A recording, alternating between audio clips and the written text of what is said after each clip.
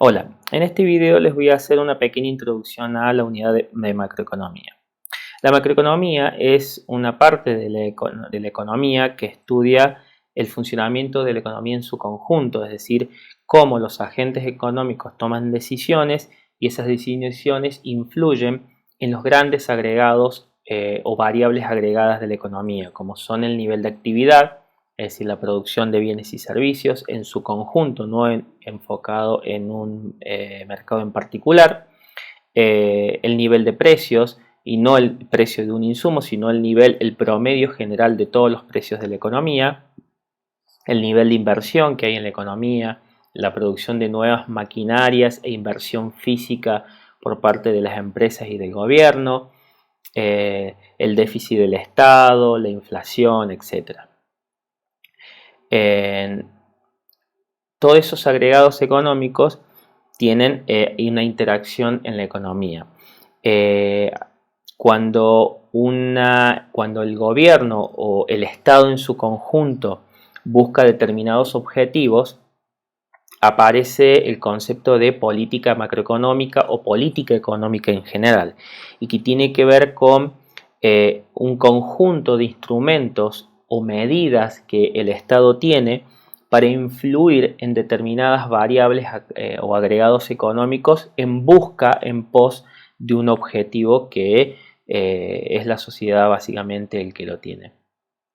Las principales variables que tiene la política económica en el corto plazo están asociados a lo que llamamos el Producto Interno Bruto, que es la producción de bienes y servicios que se generan, finales que se generan en un año en un país determinado, el nivel el nivel de empleo, mejor dicho, es decir, altos niveles de empleo son deseados en la sociedad. Ello implica una baja tasa de desempleo,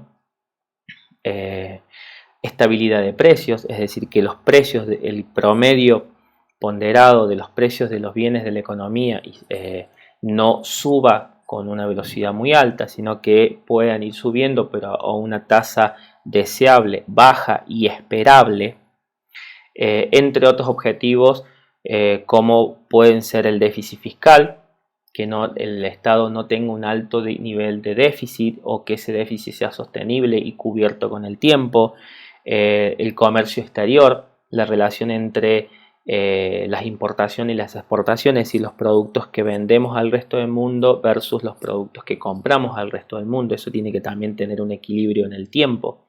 No podemos comprar sistemáticamente más de lo que vendemos porque no vamos a ser capaces de conseguir las divisas, los dólares necesarios para poder hacer frente a la venta, a la compra de los bienes en el tiempo. La estabilidad monetaria en términos de otras monedas, es decir, que la moneda local sea estable en términos de la capacidad de compra de bienes fuera del resto del mundo. Bueno, son distintos objetivos de política económica. Uno puede resumir la idea en este diagrama donde tenemos instrumentos de política económica, política monetaria, ya vamos a ir viendo cada una de ellas, política fiscal, política cambiaria, política de oferta, que generan a través del análisis macroeconómico un efecto, ¿sí? Un análisis de los efectos que tienen sobre el crecimiento del Producto Interno Bruto, el nivel de empleo que hay en la economía, la inflación, es decir, la estabilidad de los precios, y u otros de los objetivos que estuvimos analizando. Para comenzar el análisis del análisis macroeconómico es importante comenzar con lo que llamamos la contabilidad nacional, que es la forma de medir el nivel de actividad, es decir, el Producto Interno Bruto en la economía. Ese Producto Interno Bruto lo medimos a través de lo que llamamos el método del gasto. Hay distintas alternativas de medición, pero el método del gasto es el más frecuente y el más simple de analizar y es el que vamos a utilizar en este módulo. Uno puede analizar la producción, el nivel de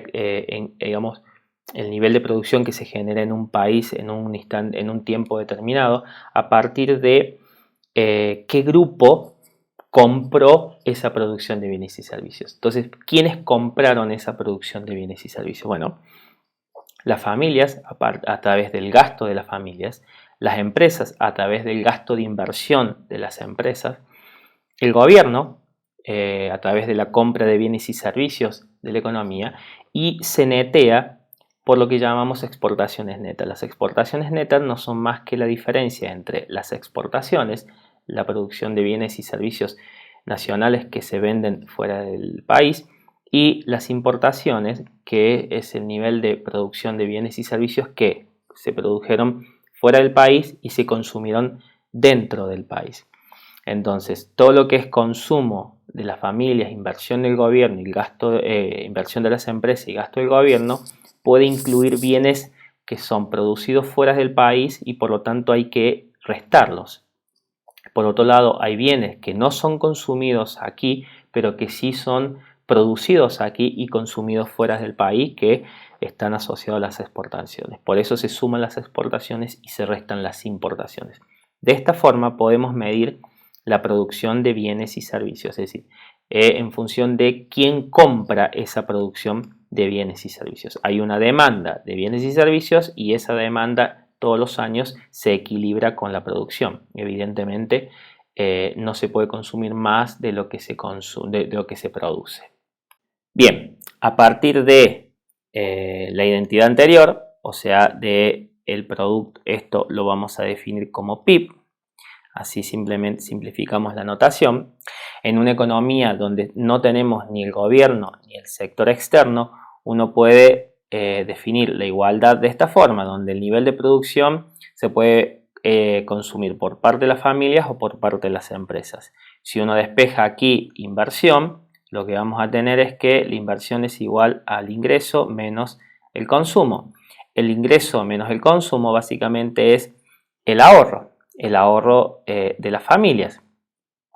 Recordemos que el nivel de actividad, las familias son dueñas de los factores productivos, el capital, el trabajo y la tierra. Por lo tanto, ellas son las que reciben toda la retribución de la producción en un país.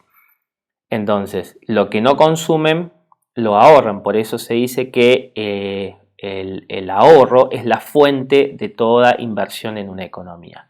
Mientras más se ahorre, mayor va a ser el nivel de inversión que haya en la economía. Cuando uno incorpora el sector externo y el gasto del gobierno, eso se sigue manteniendo, ¿sí? Entonces uno tiene aquí el nivel de actividad medido por el consumo más inversión, más gasto del gobierno, más exportaciones netas. Por otro lado, vamos a definir el ingreso disponible de las familias. El ingreso disponible de las familias es efectivamente el ingreso que las familias tienen a su disposición para gastar. Es el ingreso que reciben como consecuencia de la producción de los bienes y servicios y la retribución a los factores productivos, más las transferencias que pueda hacer el gobierno, las pensiones, los subsidios, menos los impuestos que tienen que pagar las familias al Estado. Si uno despeja aquí el ingreso, o sea, esto va a ser igual al ingreso disponible menos las transferencias más los impuestos. Si reemplaza esa igualdad, esa expresión aquí, vamos a tener esta expresión de aquí abajo.